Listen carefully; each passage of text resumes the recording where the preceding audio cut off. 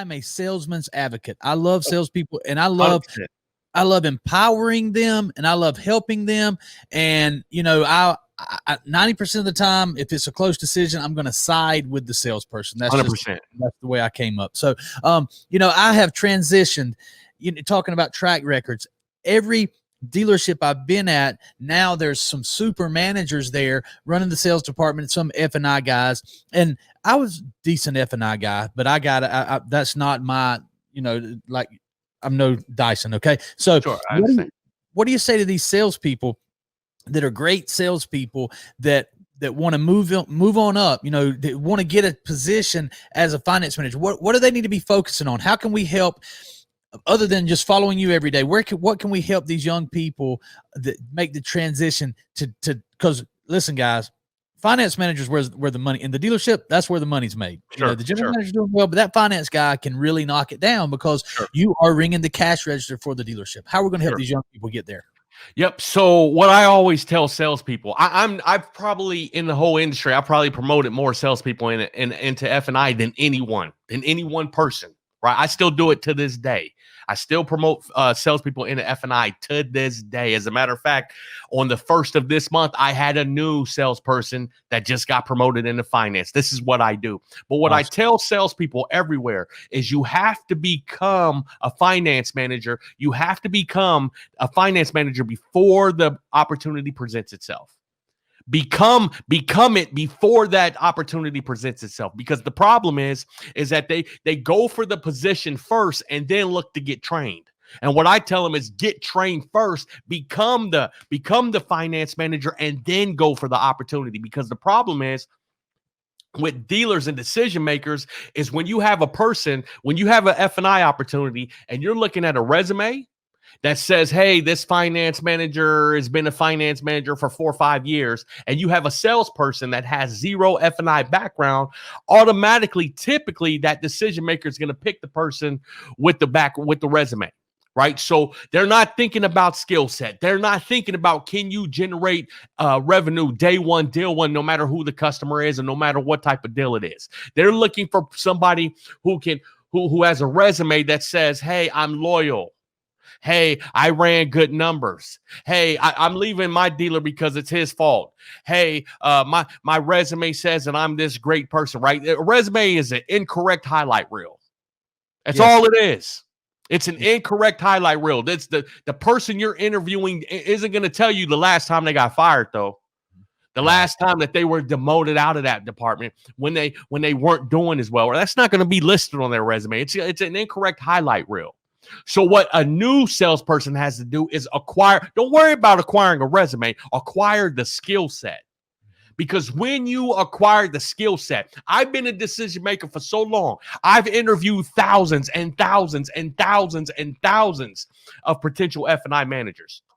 And when a potential finance manager, whether it be one that's seasoned or whether it be one that's a salesperson, when they come and they sit in the office with me and they want to discuss their resume, I immediately go to some other place. I immediately start thinking about my goals or start thinking about what I have to do later. But when I have a salesperson that comes and sits in front of me, and they start showing me their skill set. What I mean by that is you need to go and you need to sit in an interview and you need to deliver whoever's interviewing you. If you have a general manager that's interviewing you, Mr. Salesperson, for a finance position, you need to walk in that office, sit down with that general manager, and you need to give that general manager an F&I delivery on all his products.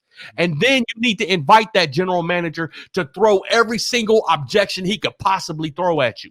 And then what you need to do is you need to overcome every single one of those objections. You need to close that general manager, and you need to show him that if he were a customer, you would have generated revenue on him right then. Man, that's how you're going to get the position, not your resume.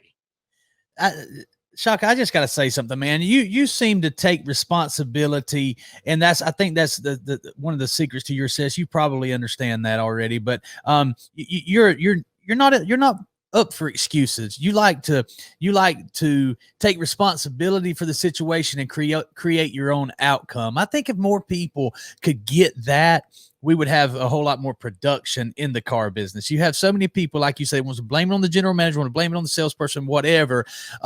So I feel like that you could take 5 salespeople, train them F&I, how to close F&I products, and have 5 of the best F&I managers in the business. Resume means nothing to me. As a matter of fact, if I could turn the camera around and show you my call center here, the average age of the people in here is probably 23 years old. I mean, there's a couple old guys like me, but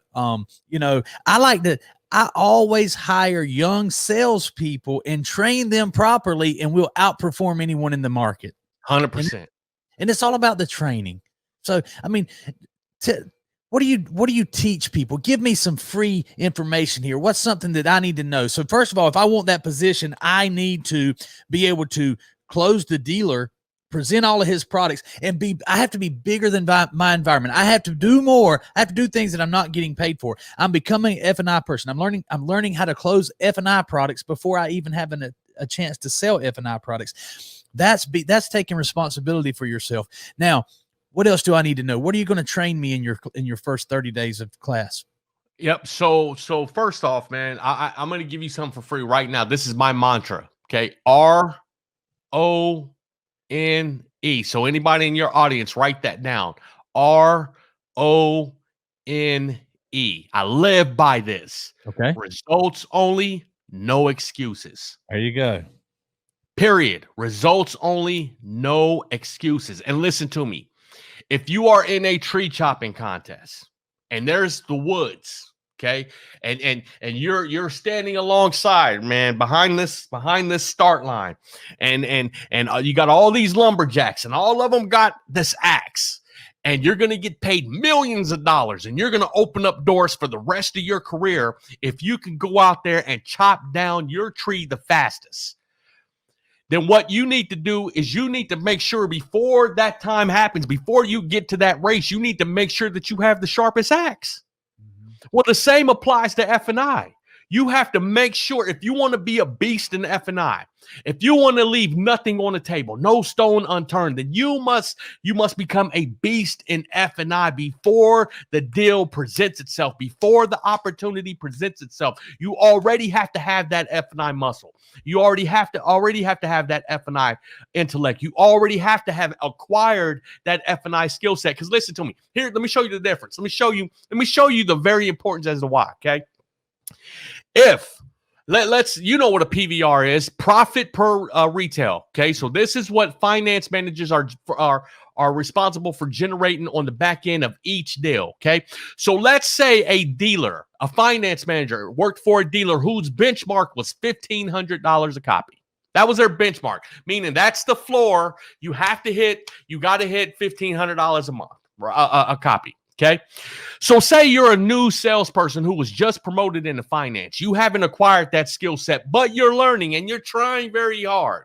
Okay. And you're somebody who does, let's say you don't do that many deals. You only do 50 deals. So write that down. 1,500 times 50 deals is how much money, Billy? Man, you're going to have to give me a calculator. Come on. I got you. Results only, baby. No excuses. I got you. I got you right here. I got it. 1,500 times 50. So that's $75,000. Okay. So that means that seat that new salesperson is sitting in is worth $75,000 every 30 days, right? Mm-hmm. He's learning on the job. And so he's trying to, on those 50 deals, he has to average 1,500. But you know what? He didn't acquire the skill set first. You know what? He didn't build that muscle. He didn't build that intellect. He decided he was going to try to get hired first and then learn. Right. So he didn't do as well. He only averaged $700 a copy and not $1,500 a copy. He got by that first month and he only averaged $700 a copy. So how much money per copy did he leave on the table? About $40,000. No. Per copy. How much did he leave on the table? $800.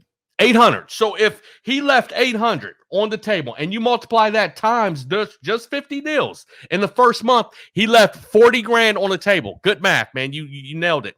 So he left 40,000 on the table in that person's first 30 days. Mhm. Now think about that from a decision maker standpoint. It is expensive to hire somebody that doesn't have the skill set. Yeah. That's absolutely. why decision makers hesitate to promote salespeople. It's because they're not saying they don't want to hire you because you're a salesperson. What they're saying is that you're not turnkey, that they can't hire you and then you automatically start generating revenue on that first day on that first deal. And just think about that. If you leave 40 grand on the table in your first 30 days, that's more expensive than a Harvard degree.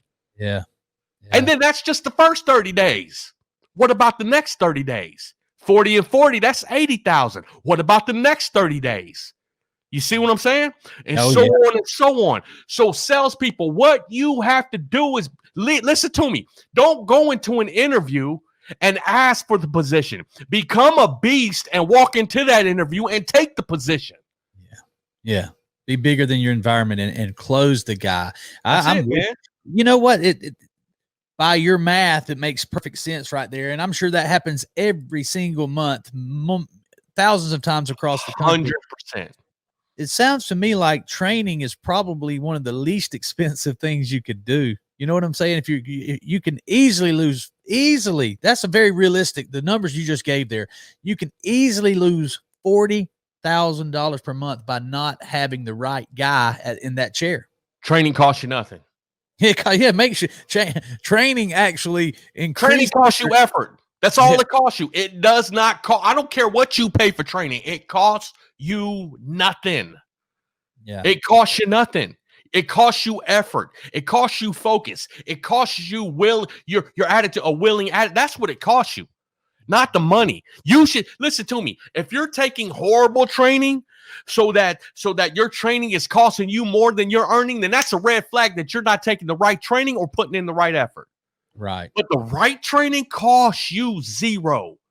I don't charge millions of dollars for my training, but all my dealers, check my track record, please. My dealers generate millions of dollars year over year net, not retail, net. They net millions of dollars year over year. Check my track record if you want to.